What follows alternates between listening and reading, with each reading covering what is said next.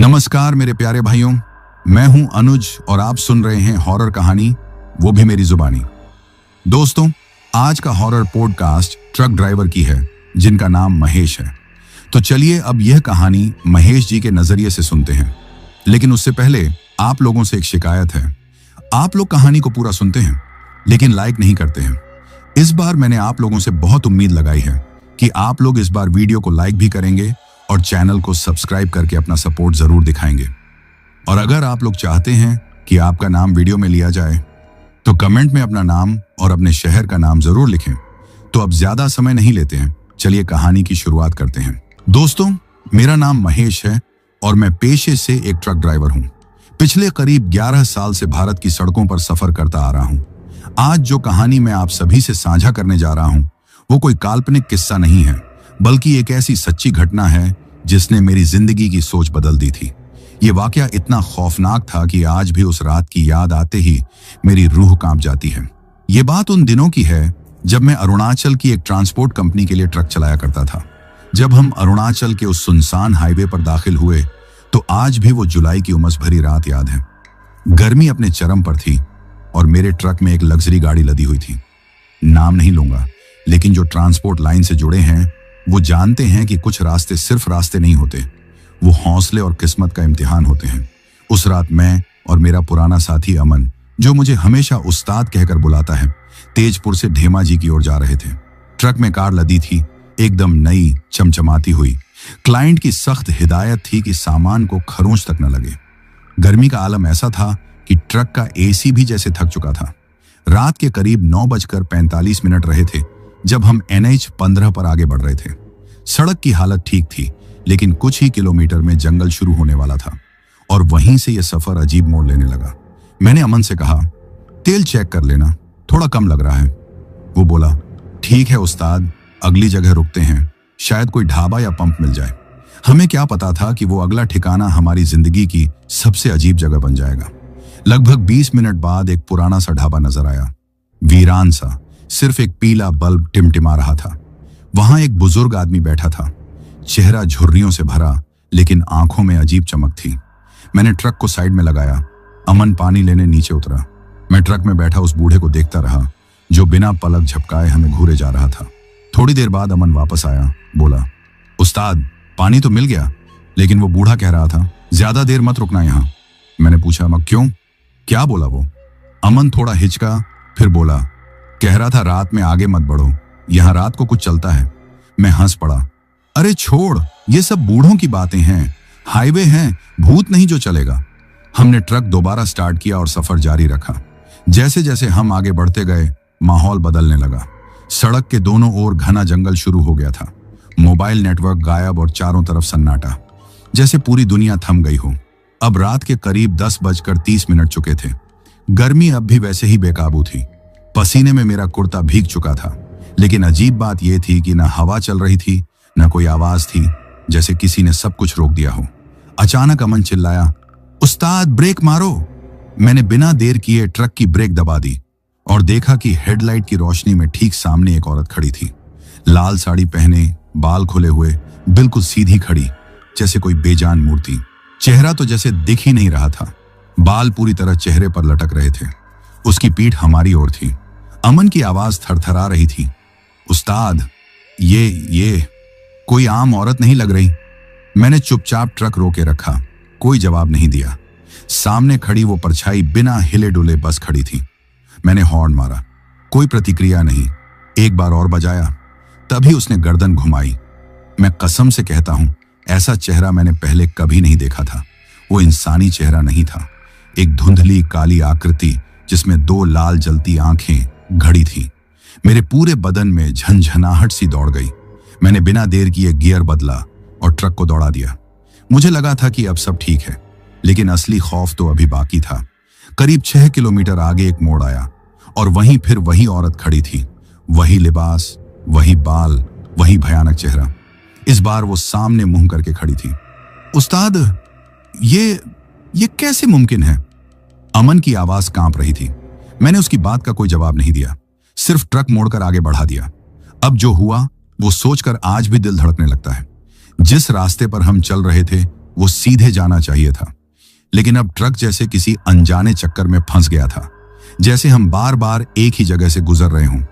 GPS बंद हो चुका था और फ्यूल मीटर तेजी से नीचे जा रहा था, और तभी कानों में कुछ सुनाई देने लगा। कोई बहुत धीमी लेकिन साफ आवाज, जैसे कोई औरत सिसक रही हो। उस्ताद, आपने भी सुना? अमन फुसफुसाया। मैंने गर्दन हिलाई, लेकिन हम दोनों चुप रहे। डर ने जुबान बंद कर दी थी। मैंने खिड़की से झांक कर देखा तो होश उड़ गए। सड़क के दोनों तरफ लाल साड़ी पहने कई औरतें खड़ी थीं। कुछ जमीन पर बैठी, कुछ बस खड़ी रो रही थीं।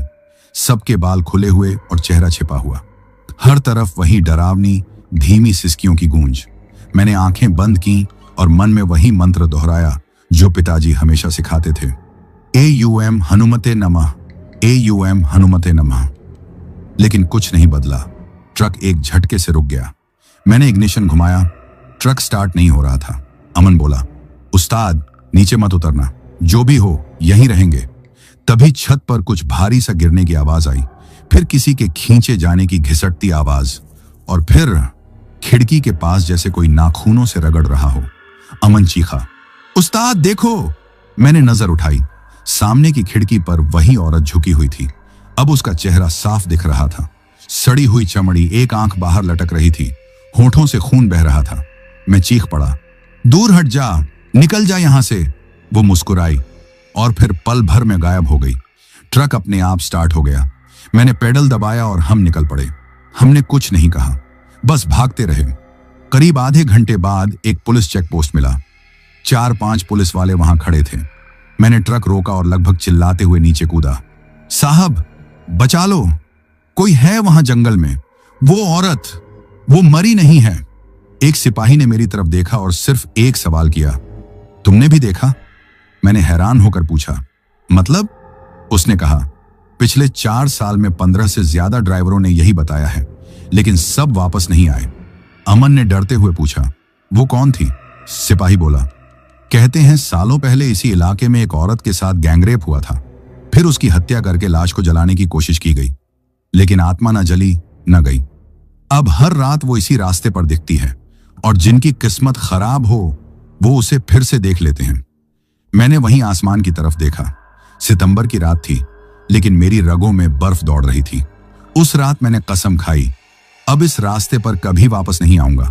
पर किस्मत को मेरी कसम मंजूर नहीं थी, क्योंकि असली खेल तो अभी शुरू होना था। चेक पोस्ट के बाद सब कुछ जैसे और अजीब होता गया। रात के करीब 12:45 हो चुके थे। गर्मी कम नहीं थी, लेकिन शरीर सुन्न हो चुका था। पुलिस वालों ने कहा था, दिन निकलने से पहले यहां से निकल जाओ। हम निकले तो सही, लेकिन रास्ता अब वैसा नहीं लग रहा था। हाईवे पर जैसे अंधेरा कुछ ज्यादा ही घना हो गया था। ट्रक की हेडलाइट जैसे अंधेरे से हार मान चुकी थी। रात के 2 बज रहे थे और चारों ओर केवल जंगल का साया था।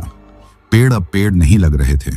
उनकी टहनियां हमारी तरफ इस तरह झुक रही थीं जैसे हमें खींच लेना चाहती हों। अमन खामोश था। उसकी आंखें फैल गई थीं, जैसे कुछ समझ नहीं पा रहा हो। मुझे लगा अगर मैंने एक पल भी हिम्मत छोड़ी तो सब कुछ यहीं खत्म हो जाएगा। मैंने ट्रक की रफ्तार बढ़ा दी। 85 पर ट्रक को बोझ के साथ यूं दौड़ाना खतरे से खाली नहीं था, लेकिन उस वक्त दिमाग में बस एक ही चीज थी, बच निकलना। तभी अचानक स्टीयरिंग जैसे किसी अनदेखी ताकत ने जकड़ लिया हो, भारी हो गया। मैं पूरी ताकत से उसे सीधे रखने की कोशिश कर रहा था, लेकिन ट्रक खुद ब खुद मोड़ काट रहा था, जैसे कोई और उसे चला रहा हो। अमन ने सीट कसकर पकड़ ली। उसकी आवाज कांप रही थी, उस्ताद। हम फिर उसी मोड़ पर आ गए, और वाकई वही पेड़, वही टेढ़ा लाइट पोल बार बार दिखने लगा। हम किसी भटकाव वाले चक्रव्यूह में फंस गए थे, बार बार एक ही जगह लौटते हुए। अमन बोला, कुछ मत बोलो उस्ताद, हनुमान जी का नाम लो, बस मन में पढ़ते रहो। लेकिन मेरा ध्यान उस औरत पर टिका हुआ था, उसका चेहरा, वो सुर्ख आंखें। तभी अचानक ट्रक रुक गया। एक झटका और फिर सन्नाटा, मानो धरती ने सांस लेना छोड़ दिया हो। बाहर ना कोई आवाज ना कोई हरकत। मैं बाहर निकलना नहीं चाहता था, पर अंदर भी रहना अब खतरे से खाली नहीं लग रहा था। तभी एक आवाज आई, कांच पर थपथप की, धीरे धीरे, लगातार। मैंने अमन की ओर देखा। उसका चेहरा बिल्कुल फीका हो चुका था, आंखों से आंसू निकल रहे थे। उसने फुसफुसाकर कहा, उस्ताद वो यही हैं। मैंने धीरे से शीशे की ओर देखा। एक साया खड़ा था, काले कपड़ों में, बिल्कुल ट्रक से सटा हुआ। उसका चेहरा दिख नहीं रहा था, लेकिन उसकी सांसों की धुंध शीशे पर साफ दिखाई दे रही थी। उसने उंगली से शीशे पर कुछ लिखा, WELCOME। मैंने एक पल के लिए आंखें बंद की, फिर झटके से हॉर्न बजा दिया। जोर की आवाज हुई और वो साया तुरंत पीछे हटा और फिर गायब हो गया। उसी पल ट्रक फिर से स्टार्ट हो गया। मैंने बिना देरी के गियर बदला और एक्सीलरेटर पर जोर से पैर मारा। अब रास्ता और सुनसान होता जा रहा था। GPS बंद हो चुका था। नक्शा कुछ और ही रास्ता दिखा रहा था। ट्रक जैसे जंगल के भीतर भीतर जा रहा था। लेकिन मुझे याद था, अरुणाचल की यह सड़क इतनी घनी कभी नहीं होती। अब तो हर तरफ धुंध, काले पेड़ और अजीब सन्नाटा था। ऐसा लग रहा था जैसे हम किसी दूसरी ही दुनिया में दाखिल हो चुके हों। तभी सामने एक गाड़ी दिखी, एक पुरानी एम्बुलेंस, बिना नंबर प्लेट की, बिना सायरन के। बहुत धीरे धीरे वो हमारी तरफ आ रही थी। मैंने ट्रक रोक दिया। एम्बुलेंस में कोई नहीं था। ड्राइवर सीट खाली थी, फिर भी गाड़ी चल रही थी। मैंने धीरे से अमन से कहा, कुछ भी हो जाए दरवाजा मत खोलना। लेकिन मेरे कहते ही एम्बुलेंस का पिछला दरवाजा अपने आप खुल गया। अंदर से एक स्ट्रेचर निकला और उस पर कोई पड़ा था। उसके ऊपर एक सफेद कपड़ा था। धीरे धीरे हवा चली और वो कपड़ा उड़ गया। जो चेहरा दिखा वो देखकर हमारी रूह कांप गई। वो मैं था, ठीक वैसा ही चेहरा, वैसी ही जैकेट और माथे पर बचपन की चोट का वही पुराना निशान। अमन कांपते हुए चिल्लाया, उस्ताद ये कैसे हो सकता है? आप तो यहीं हैं। मैंने कुछ नहीं कहा, सिर्फ ट्रक स्टार्ट किया और एम्बुलेंस को पीछे छोड़ दिया। मेरी टांगें कांप रही थीं और ऐसा लग रहा था कि दिल की धड़कनें ट्रक के इंजन से तेज सुनाई दे रही हैं। थोड़ी दूर चलते ही एक बोर्ड नजर आया, welcome to death zone, turn back. लेकिन यह खून से लिखा था और उसके नीचे एक इंसानी हाथ लटका हुआ था, कटा हुआ, बिल्कुल ताजा। ऐसा लगा जैसे किसी को मारकर सजा दिया गया हो। अमन की सांसें जैसे थम चुकी थीं। उसका चेहरा पसीने से तर था और होंठ सूख चुके थे। मैंने धीमे से कहा, आंखें मूंद ले, जो भी दिखे उसे अनदेखा कर, बस यहां से निकलना है। लेकिन जो होने वाला था वो मेरे कहने से रुकने वाला नहीं था। अचानक ट्रक की हेडलाइट्स बुझ गईं और चारों ओर ऐसा अंधकार छा गया जैसे रात भी डर के मारे पीछे हट गई हो। घनघोर अंधेरा, इतना कि हाथ तक दिखना बंद हो गया। तभी ट्रक के अंदर की लाइटें एक एक कर टिमटिमाने लगीं। रेडियो अपने आप चालू हो गया और उसमें से एक डरावनी धीमी सी आवाज गूंजने लगी, तू फिर क्यों लौटा? तुझे तो खाक हो जाना चाहिए था। वो आवाज किसी औरत की थी, लेकिन उसमें सिर्फ नफरत और गुस्सा था। फिर अचानक ट्रक की खिड़कियों पर खून के छींटे उभरने लगे, जैसे किसी ने हथौड़े से वार किए हों। मैं कुछ समझ पाता उससे पहले मेरी सीट के नीचे से एक ठंडी सी हवा उठी। मैंने नीचे झांका तो वहीं औरत बैठी थी, सफेद साड़ी, सड़ा हुआ चेहरा और सूनी लाल आंखें। वो मेरी ओर देख रही थी, इतनी नजदीक कि उसकी सांसों की बदबू मेरी नाक में भर गई। मैं हिल भी नहीं पाया। उसने बस फुसफुसाकर कहा, अब तेरी बारी है। उसके बाद क्या हुआ मुझे कुछ याद नहीं, बस एक झटका और फिर बेहोशी। जब होश आया तो हम किसी खेत में थे।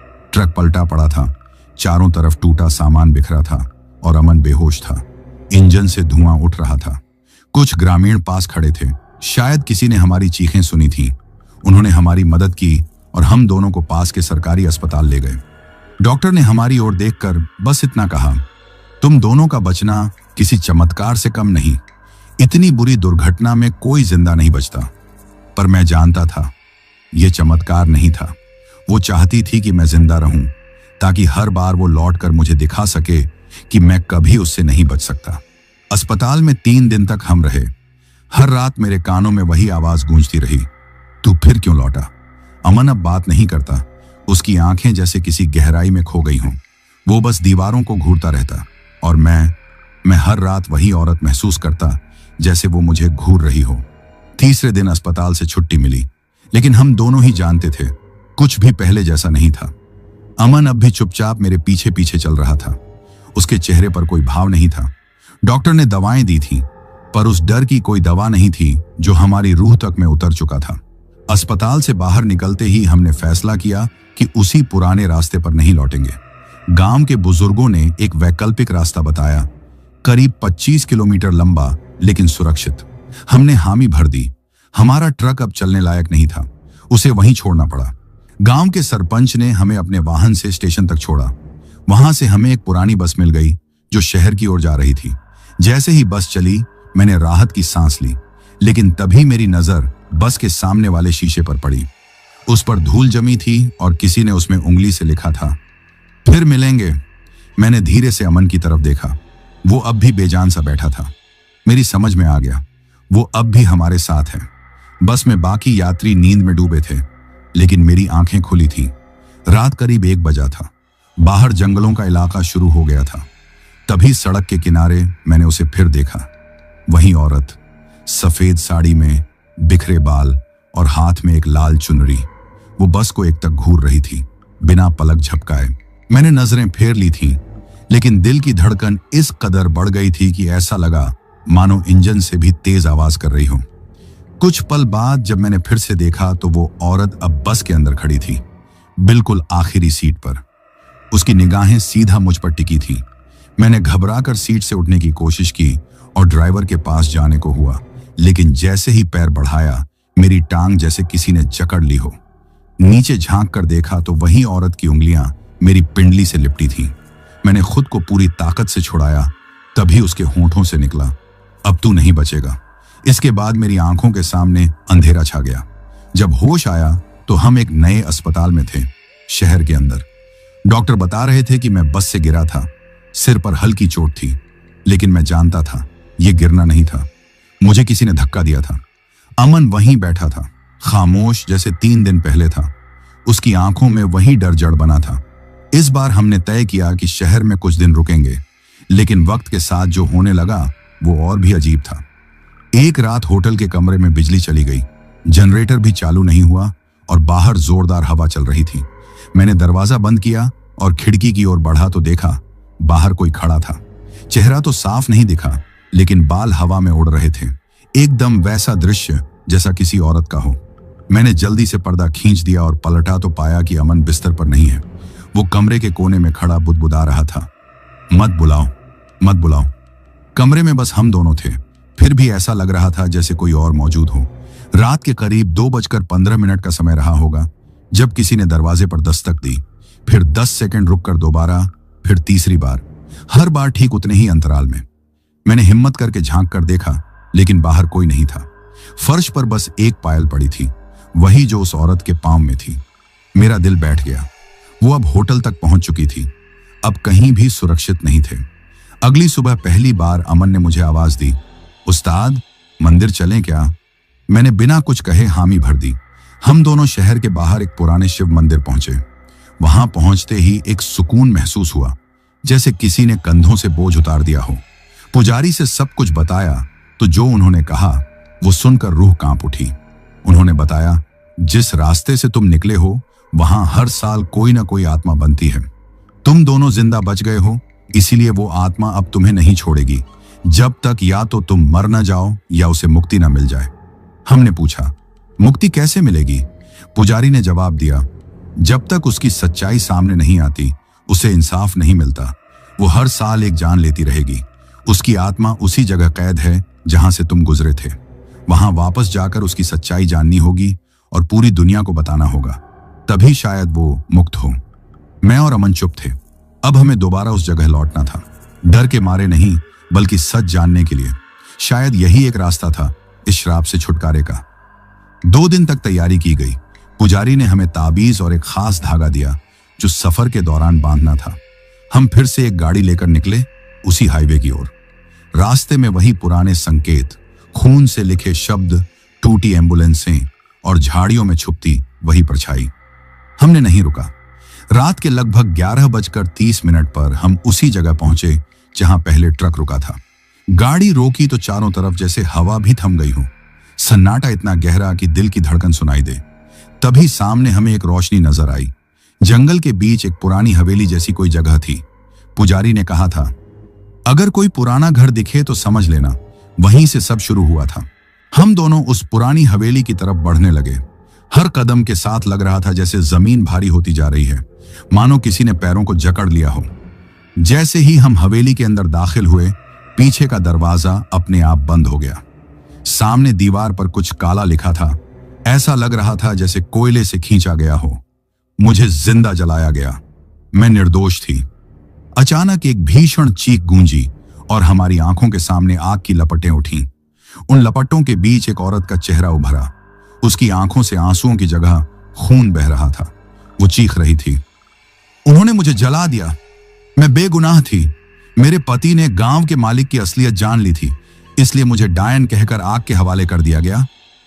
मैं कांप गया, लेकिन पीछे से अमन ने मेरा हाथ थाम लिया। उस्ताद, बोलो ना, हम इसके लिए इंसाफ मांगेंगे। मेरी आवाज थरथरा रही थी, फिर भी मैंने कहा, तेरे साथ जो हुआ वो जुल्म था। हम सबको तेरा सच बताएंगे। अब डर नहीं, इंसाफ होगा। उसी पल आग बुझ गई। उसकी आत्मा सामने आई। अब उसका चेहरा शांत था। वो हल्की सी मुस्कान के साथ बोली, अब मैं जा सकती हूं, लेकिन एक आखिरी बात बाकी है। मैंने पूछा, क्या?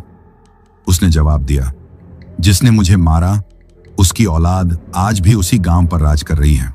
जब तक उसे सजा नहीं मिलेगी, मैं लौटती रहूंगी। और इतना कहकर वो गायब हो गई। हवेली की दीवारें भरभरा कर गिरने लगीं।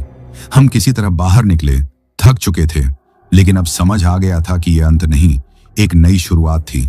उस रात जब हम गांव की तरफ बढ़े तो हमें यह मालूम नहीं था कि आगे सिर्फ आत्मा नहीं, बल्कि इंसानों के पाप भी रास्ता रोकेंगे। सुबह की आरती के बाद हम सीधे जीप में बैठे और मोबाइल में वो लोकेशन डाली जो मंदिर के पुजारी ने बताई थी। रास्ता वीरान था, लेकिन हर मोड़ पर कुछ न कुछ दिख जाता। कभी बाईं तरफ सूखी झाड़ियों में सफेद कपड़ों की झलक, कभी दूर खेतों में चमकती आंखें, और कभी पीछे शीशे में दिखती कोई परछाई। मैं ड्राइव कर रहा था और अमन चुपचाप मेरे बगल में बैठा था। जून के महीने में भी हवाओं की सर्दी हमारे शरीर में डर जैसा भर रही थी। करीब 2 घंटे की लंबी ड्राइव के बाद हम एक उजड़े हुए गांव के बाहर रुके। गांव का नाम मिटा हुआ था, लेकिन टूटी हुई दीवारों पर लाल रंग से कुछ लिखा था, यहां सच दम तोड़ता है। नीचे उसी औरत का नाम लिखा था, शिवानी। हमने एक दूसरे की ओर देखा और गाड़ी से बाहर निकल आए।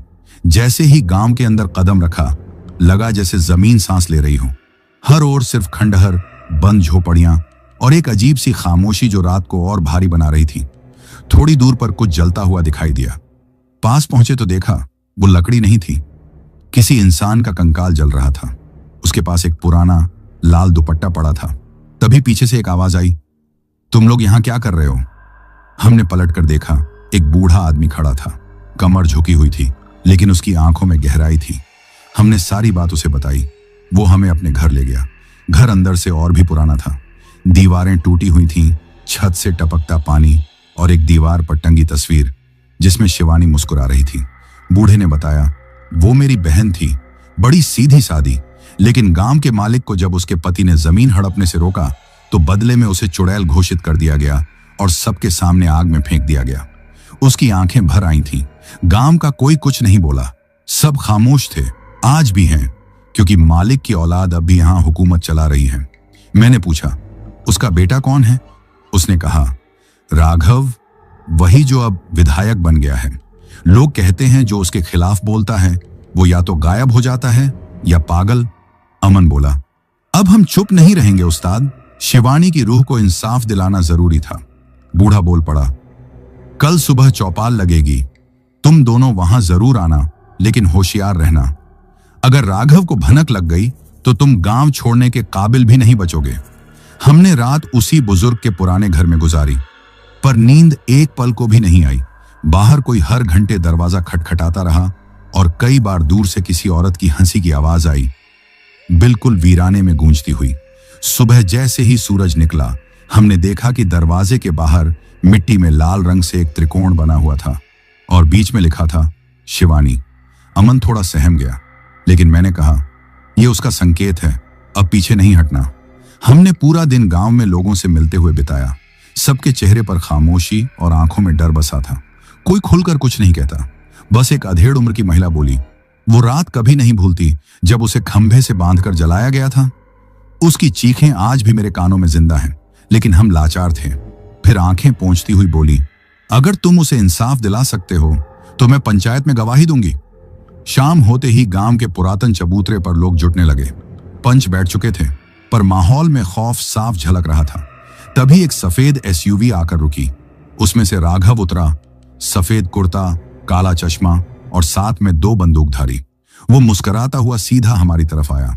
तो तुम लोग आत्मा की कहानी लेकर पंचायत में आए हो? उसने तंज कसा। मैंने नजरें मिलाकर जवाब दिया, हम सच्चाई लेकर आए हैं। वो ठहाका मारकर बोला, इस गांव की हकीकत मैं तय करता हूं और जो इसे बदलने आता है वो जिंदा नहीं रहता। तभी भीड़ के बीच से एक आवाज आई, इसने मेरी बहन को मरवाया था। वो वही बुजुर्ग था, शिवानी का भाई। उसके साथ 2 और महिलाएं आगे आईं। एक ने कहा, हमने खुद देखा था, हम सच बोलेंगे। राघव का चेहरा एकदम पीला पड़ गया। उसने गनमैन की ओर इशारा किया ही था कि अचानक जंगल की तरफ से एक जोरदार हवा चली, पत्तियां उड़ने लगीं, अंधेरा घिर आया और उस सन्नाटे में एक भयानक चीख गूंजी, मेरे कातिलों को सजा दो। उसके साथ ही एक आग की लपट उठी और राघव की ओर लपकी। वो पीछे हटने लगा पर लपट उसकी कमीज को छू गई। वो चिल्लाने लगा, बचाओ, मुझे बचाओ। कोई भी आगे नहीं आया। वह बदहवास गाड़ी में बैठा और भागने लगा। लेकिन गांव की सरहद तक पहुंचते ही उसकी गाड़ी पलट गई और तुरंत आग पकड़ ली। कुछ मिनटों में पुलिस पहुंच गई। हमने सब कुछ बताया। गांव वालों ने भी गवाही दी। जांच हुई, दस्तावेज सामने आए और खुलासा हुआ कि दशकों पहले जमींदारी के नाम पर कई खेत जबरन हथिया लिए गए थे।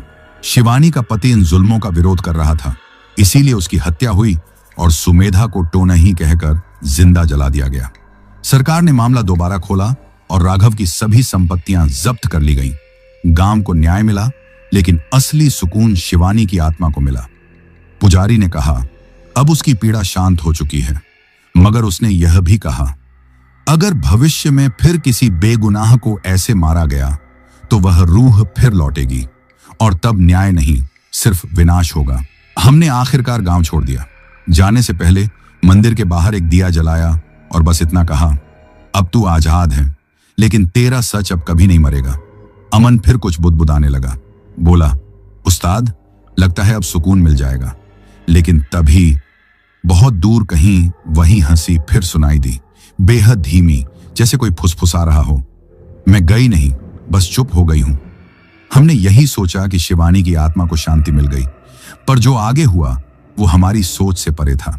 गांव छोड़ने के 2 दिन बाद हम दोनों वापस तेजपुर की ओर रवाना हुए। वही पुराना नेशनल हाईवे जहां सबसे पहले उसकी परछाई दिखी थी। लेकिन इस बार सब कुछ बदला बदला था। मौसम अजीब था। बादलों ने सूरज को ढक लिया था, हवा में गर्मी थी और सड़कें सुनसान, जैसे कुछ भयानक वापस लौट रहा हो। अमन चुप बैठा था, उसका चेहरा बुझा हुआ था और मैं लगातार रियर मिरर में झांकता रहा। हर बार यही एहसास होता कि कोई हमारा पीछा कर रहा है। करीब 95 किलोमीटर आगे बढ़ने के बाद ट्रक एक झटके से रुक गया। इंजन की जांच की, सब कुछ दुरुस्त था, लेकिन ट्रक स्टार्ट नहीं हो रहा था। अमन बोला, उस्ताद, पीछे देखो। मैंने धीरे से मुड़कर देखा और धुंध में वही आकृति, वही लाल साड़ी, बिखरे बाल और खामोश खड़ी एक परछाई। मैं कांप उठा। यह कैसे हो सकता है? हमने तो उसे मुक्ति दिलाई थी। पर वो परछाई धीरे धीरे हमारी ओर बढ़ने लगी। उसकी चाल बिल्कुल सीधी थी, ठंडी। उसकी आंखें, वही लाल जलती हुई आंखें, मानो सब कुछ राख कर दे। हम दोनों ट्रक से उतरकर सड़क किनारे एक ढाबे की तरफ भागे, लेकिन वो ढाबा बंद पड़ा था। चारों ओर सन्नाटा और हवा में एक जली हुई सी गंध तैर रही थी। तभी पीछे से एक आवाज गूंजी, तुमने सोचा न्याय से आत्माएं शांत हो जाती हैं? नहीं, जब तक हर झूठ सामने ना आए उन्हें चैन नहीं मिलता। हमने पलट कर देखा। शिवानी की आत्मा हवा में मंडरा रही थी। उसका चेहरा पहले से भी ज्यादा जला हुआ लग रहा था। उसकी काली आंखों से राख गिर रही थी। वो बोली, तुमने सिर्फ एक गुनहगार को सजा दिलवाई, लेकिन बाकी दरिंदे अब भी जिंदा हैं। मैंने कांपती आवाज में पूछा, कौन? उसने कहा, वो जिसने चुप रहकर मेरा अंत देखा, जिसने मेरे बच्चों की चीखों को सुना और मुंह फेर लिया, वो भी दोषी है। और जब तक वो सब नहीं भुगतेंगे, मैं तुम्हारा पीछा नहीं छोड़ूंगी। इतना कहकर वो गायब हो गई। हम दोनों जैसे जड़ हो गए थे। तभी एक सफेद जीप आकर रुकी। उसमें 2 लोग थे, पुलिस की वर्दी में। बोले, तुम दोनों के खिलाफ शिकायत है, तुमने विधायक की हत्या करवाई है। हम दोनों चौंक गए, सब कुछ बताया। पर वो बोले, थाने चलो, वहां बात होगी। हम चुपचाप बैठ गए, लेकिन थोड़ी देर बाद अमन मेरे कान में फुसफुसाया, उस्ताद, कुछ तो गड़बड़ है, ये पुलिस वाले असली नहीं लगते। मैंने गौर से देखा, उनकी वर्दी पर नाम नहीं था और उनकी आंखें काली, पूरी काली, सफेदी नाम की चीज ही नहीं थी, जैसे किसी मरे हुए इंसान की आंखें हों। तभी सामने एक बूढ़ी औरत रास्ते में आ खड़ी हुई। मैंने ब्रेक मारा और गाड़ी रुक गई। हम दोनों नीचे उतरे, लेकिन जैसे ही उतरे गाड़ी अपने आप चल पड़ी और अंधेरे में गायब हो गई। वो बूढ़ी औरत हमारी तरफ मुड़ी और बोली, अगर सच जानना है तो वहां जाओ जहां पहली बार उसे झूठा ठहराया गया था, पुरानी हवेली में। हमने एक दूसरे की ओर देखा और पैदल चलने लगे। रात गहराने लगी थी, रास्ता वीरान था, हर ओर सिर्फ झींगुरों की आवाजें और हवा में फिर से वही राख की गंध, जैसे किसी की सुलगती हुई पीड़ा अब भी जिंदा थी। गांव के बाहरी हिस्से में एक पुरानी कोठी थी, ऊंचे टीले पर अकेली खड़ी। उसका दरवाजा आधा उखड़ा हुआ और अंदर सिर्फ घना अंधेरा पसरा था। कहते हैं यहां अब भी रोशनी नहीं टिकती, शायद इसलिए जब भी कोई गया वापस नहीं आया। जैसे ही हम भीतर घुसे, भारी आवाज के साथ दरवाजा अपने आप बंद हो गया। अमन ने फौरन टॉर्च जलाई। सामने दीवार पर एक बड़ा पेंटिंग था, एक औरत और 2 बच्चे, लेकिन चेहरे किसी ने कोयले से काट दिए थे। हर चेहरे पर एक बड़ा सा क्रॉस बना हुआ था। तभी अचानक बाईं तरफ की एक खिड़की चरमराकर खुली और एक तेज हवा का झोंका आया। टॉर्च बुझ गई और चारों ओर फिर वही स्याह अंधेरा। तभी मेरे कान के पास किसी की सांसों की आवाज आई, जैसे कोई फुसफुसा रहा हो, नीचे देखो। मैंने नीचे नजर डाली। फर्श पर एक लोहे का ढक्कन था, जैसे कोई तहखाने की ओर रास्ता हो। हमने मिलकर उसे खोला और धीरे धीरे नीचे उतरने लगे। नीचे एक लंबा कमरा था, चारों तरफ दीवारों पर जंजीरें टंगी थीं, कुछ पर जंग लगी थी, कुछ पर खून के सूखे निशान। बीचों बीच एक लकड़ी का पलंग पड़ा था, जैसे किसी को उस पर बांध कर रखा गया हो।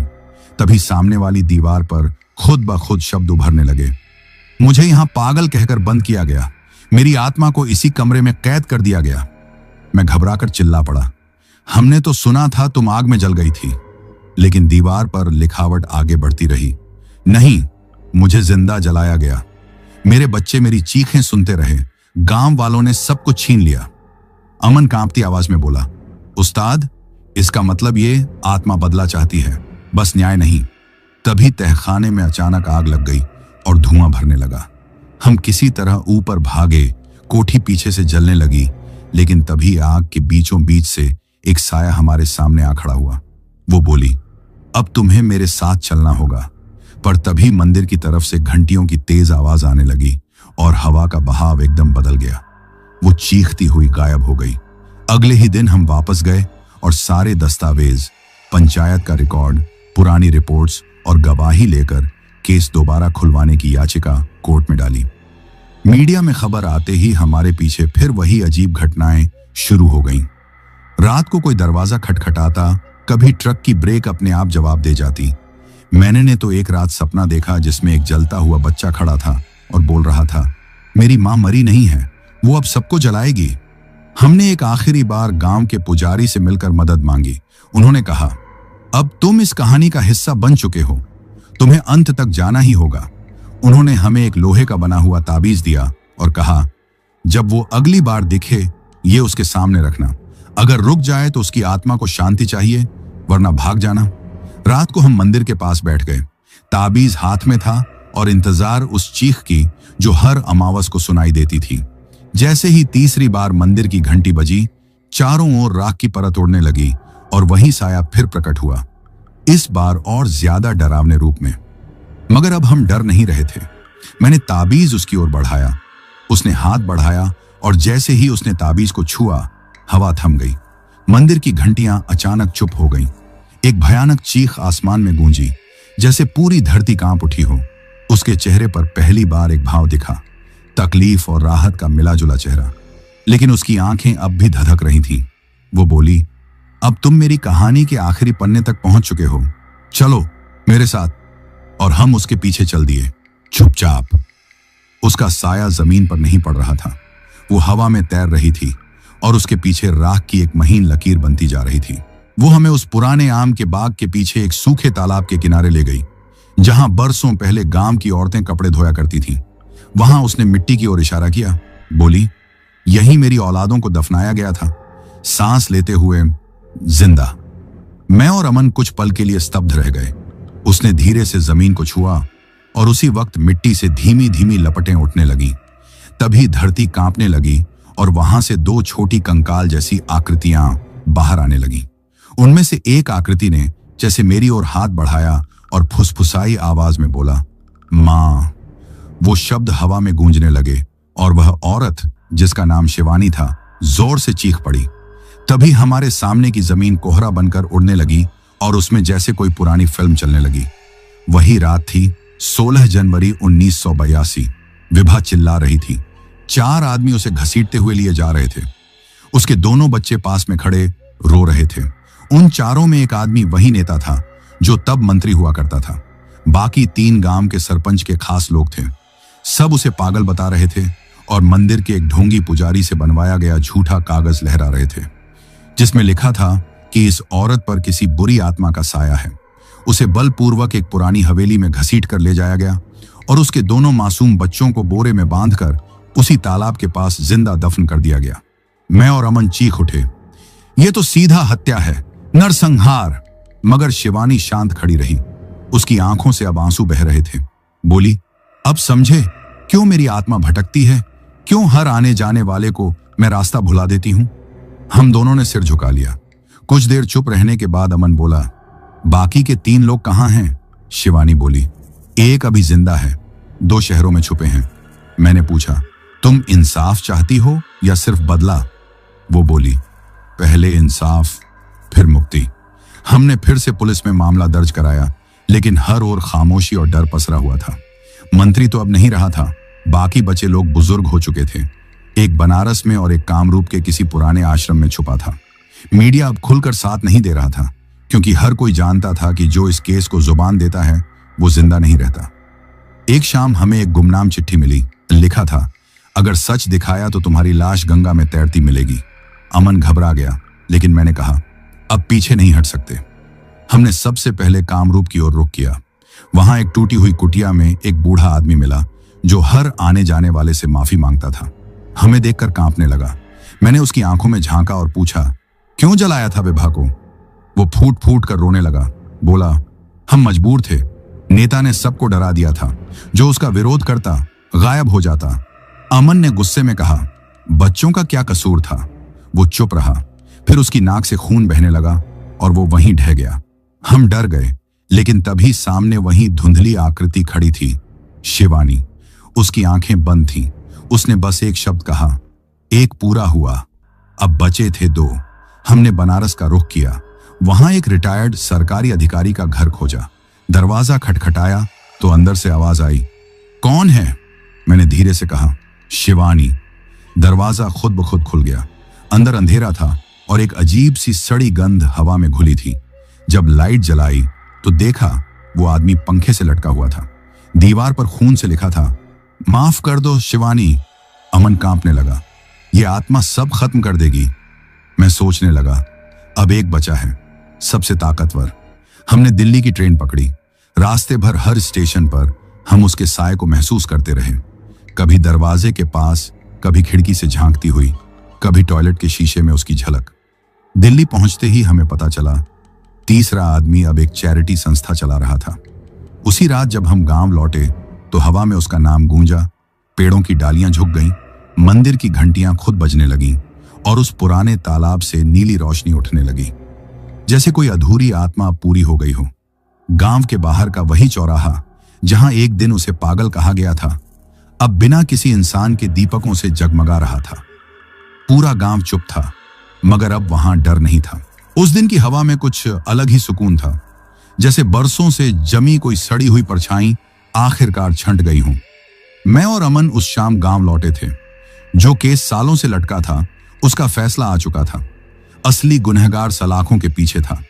टीवी चैनल्स ने खूब दिखाया और अब लोग उसे देवी मानने लगे थे।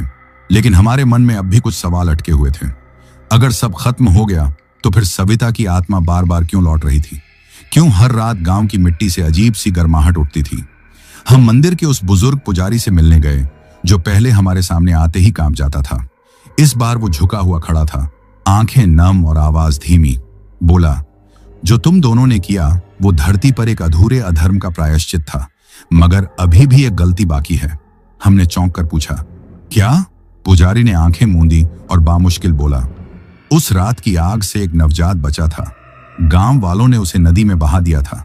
मैं और अमन दोनों जैसे कांप उठे। बच्चा जिंदा था? अमन ने हैरानी से पूछा। पुजारी ने सिर हिलाया और फिर एक पुरानी संदूकची निकाली। उसमें एक मटमैली लाल ओढ़नी थी और एक छोटी सी मिट्टी की मूर्ति जिस पर शिवानी का नाम उकेरा हुआ था। उसने बताया, यह उस बच्चे की आखिरी निशानी है। अगर वो बच्चा जिंदा है तो उसकी आत्मा भी अभी तक भटक रही होगी। वही वजह है कि आत्मा को शांति नहीं मिल रही। अब हमें समझ आया कि शिवानी की आत्मा पूरी तरह क्यों नहीं जा सकी, क्योंकि उसका एक हिस्सा कहीं जिंदा था या शायद तड़प रहा था। हमने तुरंत उस नदी की ओर रुख किया जिसके बारे में पुजारी ने बताया था। जब हम वहां पहुंचे तो कुछ स्थानीय मछुआरे बैठे थे। पूछताछ करने पर एक बूढ़ा आदमी बोला, हाँ, बरसों पहले यहाँ एक टोकरी में बच्चा मिला था। एक साधु उठाकर ले गया था। वो साधु आज भी पास की पहाड़ी के पार एक कुटिया में रहता है। कम बोलता है, लेकिन आंखें ऐसी हैं जैसे सब जानता हो। हम उस पहाड़ी की ओर चल दिए। रास्ता टूटा फूटा था, कंटीली झाड़ियां और पथरीली चढ़ाई। ऊपर की हवा ठंडी थी जबकि नीचे के मैदानों में गर्मी थी। छोटी पर एक पुरानी झोपड़ी थी। अंदर एक नौजवान सन्यासी बैठा था। उम्र कोई 26-27 रही होगी। आंखें गहरी, माथे पर भस्म का टीका। जैसे ही हमारी नजर उसे टकराई उसने आंखें खोली और बोला, तुम वही हो जो सविता की सच्चाई जानने आए थे? हम हैरान रह गए। तुम्हें कैसे पता? वो बोला, हर रात एक औरत मेरे सपने में आती है, सफेद कपड़ों में। कहती है मेरा खून मुझसे दूर है। हम सब समझ गए यही वो बच्चा था जिसे मरा समझकर बहा दिया गया था, लेकिन किस्मत से जिंदा बच गया और उस साधु ने पाला। जब हमने उसे पूरी बात बताई तो वो शांत बैठा रहा। आंखों से आंसू टपकने लगे। बोला, तो मैं उसका बेटा हूं? हमने सिर हिलाया। फिर उसने कहा, मैं मां से मिलना चाहता हूं, बस एक बार। हम उसे लेकर गांव लौटे। मंदिर के सामने पहुंचे। उस रात पूर्णिमा थी। हवा स्थिर, कोई आवाज नहीं, चारों तरफ सन्नाटा। तभी मंदिर के गर्भगृह से एक तेज नीली रोशनी फूटी और सामने एक धुंधली आकृति उभरी, शिवानी। लेकिन इस बार वो डरावनी नहीं थी, उसकी आंखों में ममता थी। उसने धीरे से हाथ बढ़ाया। लड़का उसके पैरों में गिर पड़ा। मां! उसकी आवाज कांप रही थी। जैसे ही उसने शिवानी के चरणों को छुआ, पूरी फिजा कांप गई। मंदिर की छत से फूल बरसने लगे। उस उजास में सविता की आत्मा अपने बेटे को गले लगाती हुई ऊपर उठने लगी और एक मीठी आवाज आई, अब मैं पूरी हो गई हूं। फिर शिवानी की आत्मा रोशनी में समा गई। उसका बेटा वहीं बैठा रहा, आंखें बंद और चेहरे पर गहरी शांति। हमने उसे सहारा दिया। उसने कहा, अब मैं यहीं रहूंगा, इसी जमीन पर मां के नाम का आश्रम बनाऊंगा। कुछ बरस बाद वहां शिवानी सेवा धाम बना, जहां बेसहारा औरतों को आसरा मिलता है। उसका बेटा अब स्वामी दयानंद के नाम से जाना जाता है, एक ऐसा इंसान जो पीड़ितों को न्याय का रास्ता दिखाता है। जहां पहले बंजर जमीन थी, अब वहां फूलों की बगिया है, बच्चे खेलते हैं। और वही नदी अब पवित्र जलाशय बन चुकी है, जहां महिलाएं सुबह सुबह स्नान करती हैं। अमन और मैं जब भी उस रास्ते से गुजरते हैं, कभी कभी अब भी नीली रोशनी दिखती है, लेकिन डरावनी नहीं, सुकून भरी। जिस रात मुझे वो आखिरी बार दिखी, आसमान तारों से भरा था। हवा में गुलाब की खुशबू थी। ऐसा लग रहा था जैसे कोई बहुत अपना, बहुत दूर से अब लौट आया हो, हमेशा के लिए। उस रात मैं अकेला ही ट्रक लेकर निकला था। अमन अब गांव में ही रह गया था और आश्रम की देखरेख में लग गया था, लेकिन मेरे भीतर कहीं एक खालीपन बाकी था। क्या वाकई अब सब कुछ खत्म हो चुका था? क्या वो रूह सच में चैन पा गई थी? मैं जानना चाहता था। मैंने वही पुराना रूट चुना, वो सुनसान राजमार्ग जहां से सब कुछ शुरू हुआ था। अब मई का महीना था, लेकिन हवा में वो ठंडक नहीं थी। रास्ता नया बना था, किनारे लाइटें लग चुकी थीं, लेकिन मेरे अंदर की बेचैनी अब भी वैसी ही थी। ट्रक की हेडलाइट्स उस मोड़ पर पड़ी जहां कभी पहली बार वो अजीब छाया दिखी थी। मैंने स्पीड धीमी की, न कोई आवाज न कोई हरकत, पर हवा जैसे रुक गई थी। तभी अचानक कोहरे की एक परत सी फैली और उसमें से एक आकृति उभरी, सफेद लिबास, खुले बाल और नंगे पांव। मैं ठिठक गया। स्टीयरिंग पर मेरी उंगलियां जम सी गईं। वो छाया ट्रक के सामने आई और बस मुझे देखती रही। उसकी आंखों में अब डर नहीं था, कुछ और था, एक शांति, जैसे वो कह रही हो अब सब ठीक है। मैंने हिम्मत करके पूछा, अब सुकून है क्या? वो हल्के से मुस्कुराई और सिर झुका दिया। तभी उसकी नजर ट्रक के एक ओर घूमी। मैंने देखा वहां कोई खड़ा था। वो कोई और नहीं, वही युवक था जिसे कभी एक साधु ने पाला था। अब वो पूरी तरह जवान हो चुका था। उसकी आंखों में वैसी ही गहराई थी जैसी उसकी मां की आंखों में थी, लेकिन इस बार वो हकीकत में था, सिर्फ छाया नहीं। मैं ट्रक से उतरा, उनके पास गया। वो दोनों एक दूसरे को बस देख रहे थे। हवा चली और वो परछाई धीरे धीरे कोहरे में विलीन होने लगी, लेकिन वो ऊपर नहीं गई। वो झुकी और जमीन को हाथ लगाया जैसे कोई वादा छोड़ रही हो।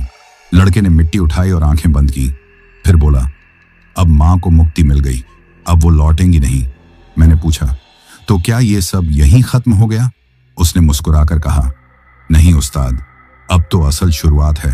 अब ये कहानी डराने के लिए नहीं सुनाई जाएगी, बल्कि समझाने के लिए, इंसानियत के लिए।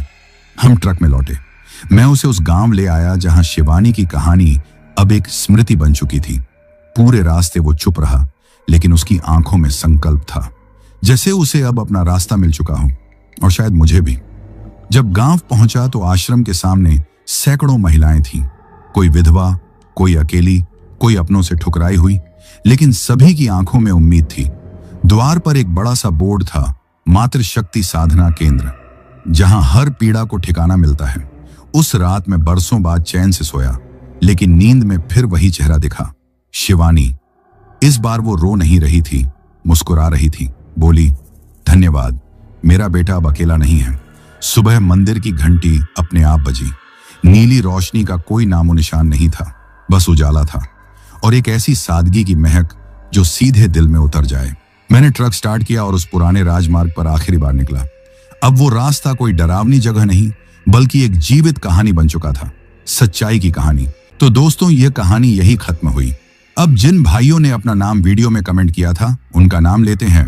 अक्षय कुमार भाई चौरा से, पूजा घोष जी असम गुवाहाटी से, राम रूपन देही भाई नेपाल से, गौरव हिरा भाई गुरदासपुर से, योगपाल पांडे भाई उत्तर प्रदेश से, कमल संघवी भाई बेगूसराय बिहार से, राजेश राय भाई भोपाल से, रोहन भाई रामपुर ओडिशा से, अंशुल भाजपाई भाई हरदोई से, अमित कुमार भाई झारखंड बोकारो से, जीत थापा भाई वाराणसी से, नीतेश कुमार भाई राजस्थान से, भूपेन्द्र भाई असम गुवाहाटी से, सीसीर मंडल भाई जौनपुर से, दीपक कुमार भाई उत्तर प्रदेश बहराइच से, मंजू जी आजमगढ़ से, हसन अब्बास भाई इटली से, बीरबल मोक्तान भाई सऊदी अरब से, लाल बहादुर भाई उत्तर प्रदेश गाजीपुर से, पूजा जी हरियाणा से, कमल भाई म्यांमार से, भूपेंद्र झारिया भाई छत्तीसगढ़ से, अजय नीलम भाई पिथौरागढ़ से, उर्वशी जी दिल्ली से, राकेश भाई फाजाबाद से, दीपक ठाकुर भाई मेरठ से, मोहन जी झारखंड से, पूनम जी जमशेदपुर झारखंड से,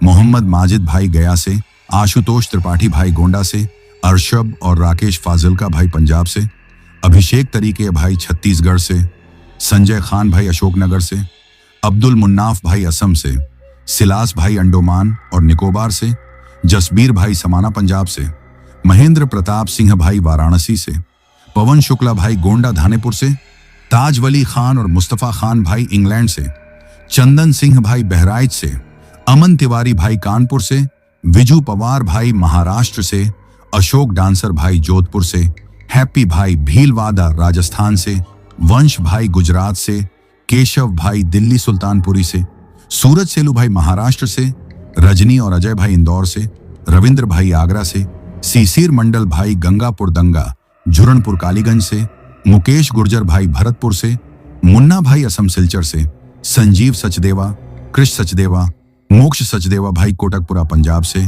दीपक भाई ओडिशा से, सफीक भाई सऊदी अरब से, गणेश भाई नासिक से और पिताजी बांग्लादेश से, पीहू और छवि जी चंडीगढ़ से, शाहरुख खान भाई हसनपुर से, अभिषेक भाई छत्तीसगढ़ बिलासपुर से, नीता शाह जी मुंबई से, हितेश ठाकुर भाई अहमदाबाद से, आसिफ शेख भाई कनाडा से, तृप्ता देवी जी हिमाचल प्रदेश से, देव चौधरी भाई मथुरा वृंदावन से, सुरजीत भाई दिब्रूगढ़ असम से, विजय चौहान भाई मुंबई से, भाज खान भाई दिल्ली से, अतुल सिंह भाई उत्तर प्रदेश हमीरपुर से, सोनू नगरा भाई जालंधर पंजाब से, हितेश भाई अहमदाबाद से, प्रदुम भाई उत्तर प्रदेश से, नसीम क्यूदारी भाई मुंबई से, संजना जी प्रतापगढ़ से, विनोद कुमार भाई हिमाचल प्रदेश से, विवेक भाई पलमपुर हिमाचल प्रदेश से, सुनील भाई जयपुर से, रवि कुमार भाई पंजाब से।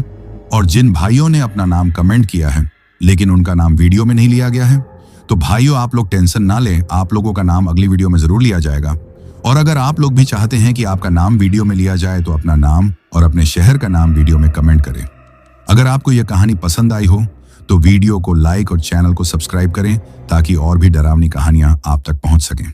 कहानी को अंत तक सुनने के लिए दिल से धन्यवाद दोस्तों। आज के लिए बस इतना ही, मिलते हैं जल्द ही कुछ नई कहानियों के साथ। तब तक के लिए अपना ध्यान रखिए।